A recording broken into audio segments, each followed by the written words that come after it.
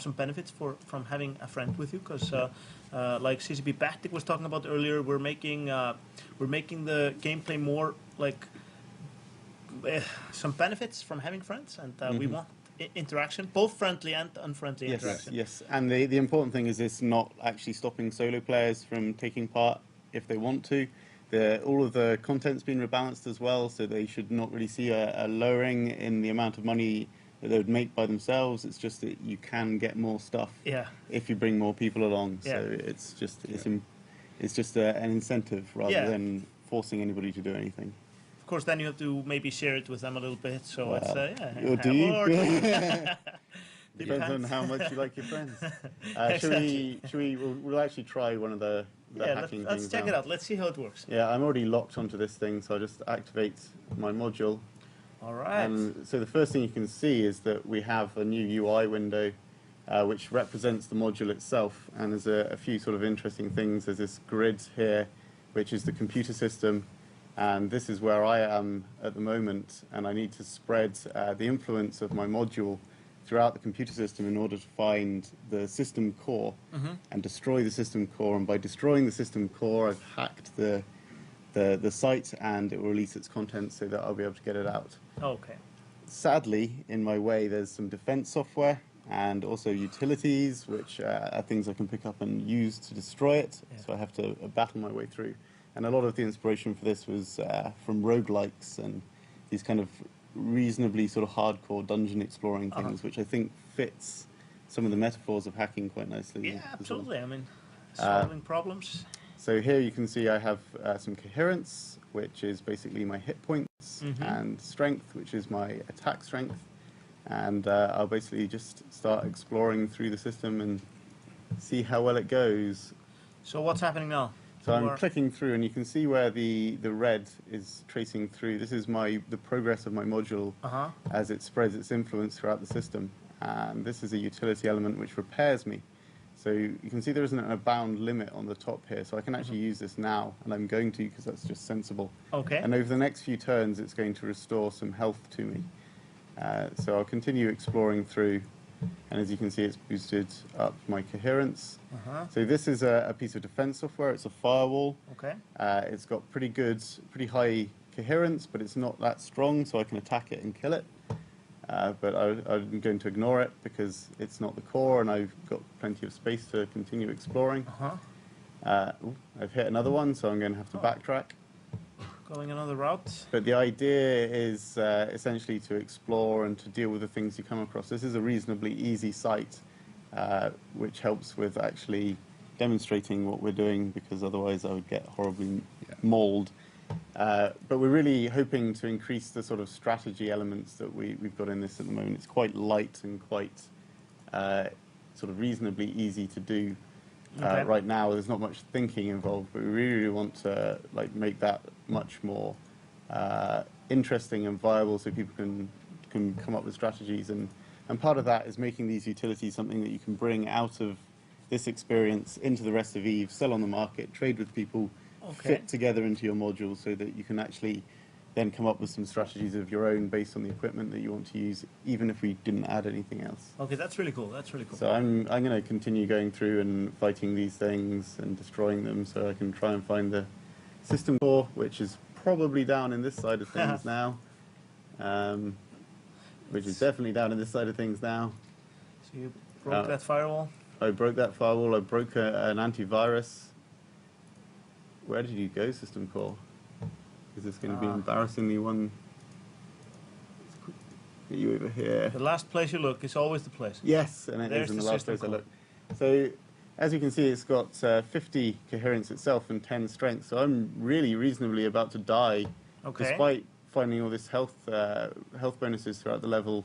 I've been kind of stupid in how I've approached things because I'm trying to talk to you at the same time.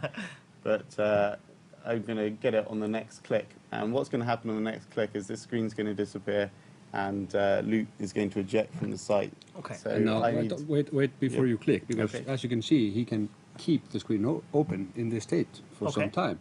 So if you have, for instance, scanned down the contents of that container and you know it contains something like a faction tower blueprint or something valuable, you might want to wait for some friend of yours to come around now and help you. And you have control over when that happens. So Because you can wait with clicking that button as long as no one else comes around and attacks you. That's another strategic decision that you have to make, because waiting is risk. So. Yeah. So I'll do that now, and I'll probably be horrendous at picking stuff up.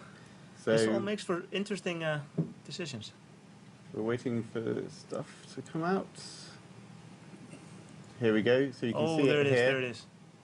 And so I'm just going to fly towards it, and the juicy loot. Come here. And here we just go. today, So there we go. I'm starting to pick it up, and I'm going to probably end up flying past it. So here I am just collecting things. You can see this is an equipment container. There's different container types. Okay. This is a materials container. And on the HUD, you can see what item you got once you have dragged it in. Okay, it will pop up above the cargo icon. Oh, yeah. That's cool. And one of the nice things about this is it sort of visualizes something that's always happened in EVE, which is being able to interact with objects at a distance for reasons that aren't entirely explained and are never sort of shown. Yeah, I mean, how do you manage to get all of that stuff from that cargo container from 2,500 meters away? Exactly. And at the moment, nothing shows when you're doing that. So one of the things we want to do is not to tie scattering to that at all, but to make an effect visible in space to everyone. So if you see a ship and you see a beam between that ship and the cargo container, you can tell that player might be a little bit preoccupied. And that might be a good time to do something about that. And you might be able to see who's stealing loot from a kill that everybody took part in. And so was this effect's only shown here now, mostly through time constraints and also really checking with everybody that are okay with us suddenly putting this effect on everything. It would be nice just to spread it out, because we have this cool effect now that really just sells what you're actually doing at any one point. Yeah, so that's a possibility that we could implement, even though we haven't decided anything in that regard. It's something we could do. And also that loot pop-up thing that you saw about the cargo icon is works for everything. We're thinking about enabling that in the point release possibly. So whenever you take something from a container, you don't necessarily have to, what you're going to do. You can see the most valuable items that just pop up, icon after icon after icon, above your HUD. Okay. And we've also, like as part of this feature, we fixed various issues with mouse tooltips in the game and with how you interact with brackets and so on and so forth. Because we have been challenging ourselves by putting gameplay out there actually in space that you have to deal with in space. Because, the overview is a bit of a crutch, right? And it is. And quite a lot of the code was maybe written 10, 15, 14 years ago and hasn't really had any need to be touched. So by putting out a new feature now in space that challenges us as a company to really vitalize that, and that is the direction that CCP SQL has been setting. And this has been one of the most challenging things, and I think people have realized this from the feedback that we've been getting, which is has been good and has been helping us try to actually focus on things, but it shows that this change is a big sweeping difference to how EVE has been approached previously.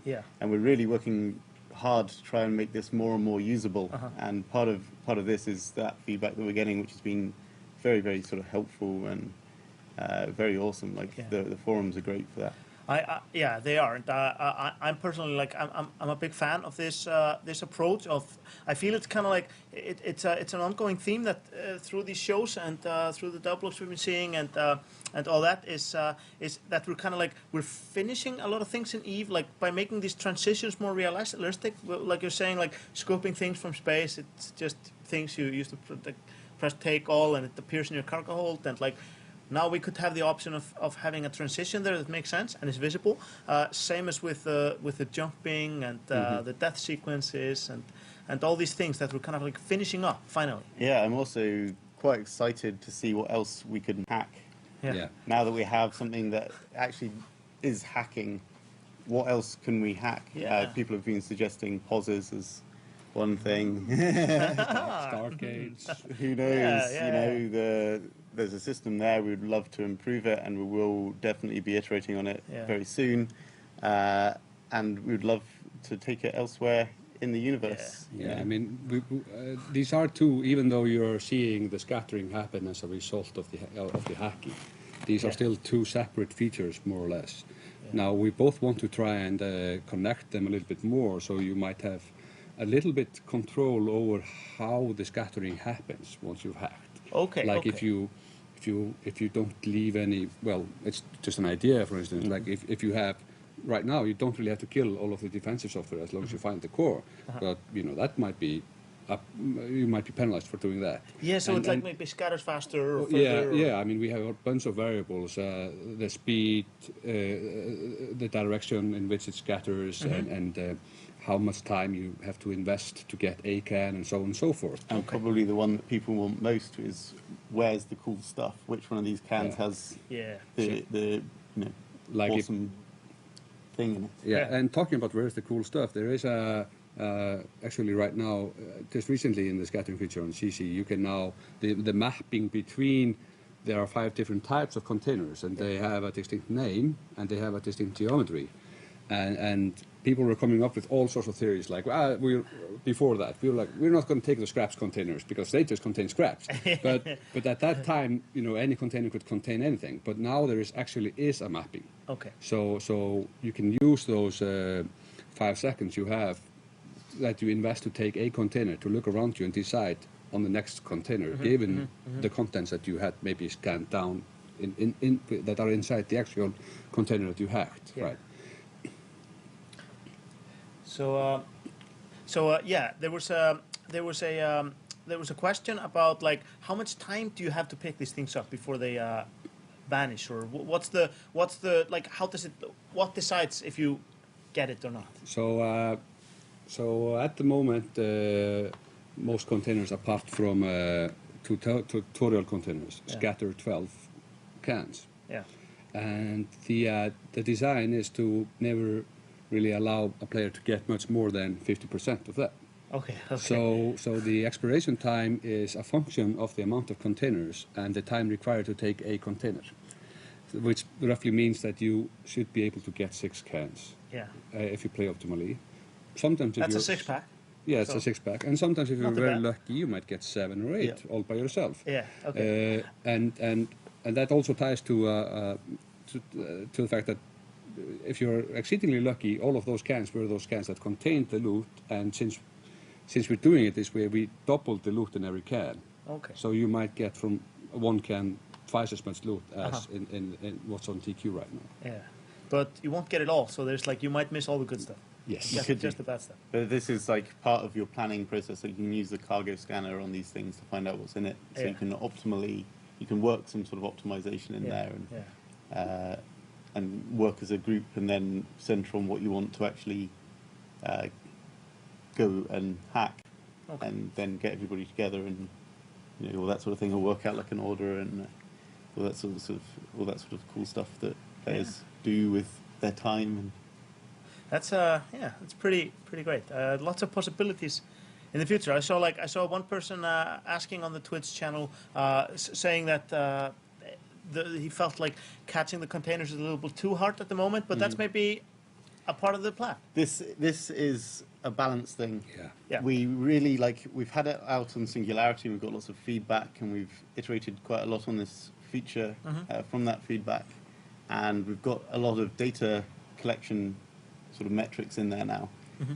When we have it on Tranquility and have a bigger population using it in a sort of more realistic setting, because it's in the real universe, then we will get a lot more information from which we can make these sort of balancing decisions about, okay, so how is the population as a whole finding this? Are they getting most of the stuff that comes out, all of the stuff that comes out? How many people are involved? What sort of things are happening? And from there, we can make some more sort of decisions about balancing and things like that. Particularly, there's a few issues that people have been having with some sort of usability things. Okay. Just with clicking on stuff, and also seeing what things are, like the actual containers. The names are only text at the moment, but it would be nice to make those icons. And there's also questions associated with that. So it's really just an ongoing thing to sort of try and make it as easy to use for as many people as possible. Okay. And those changes should, in theory, help us make everything in Eve a little bit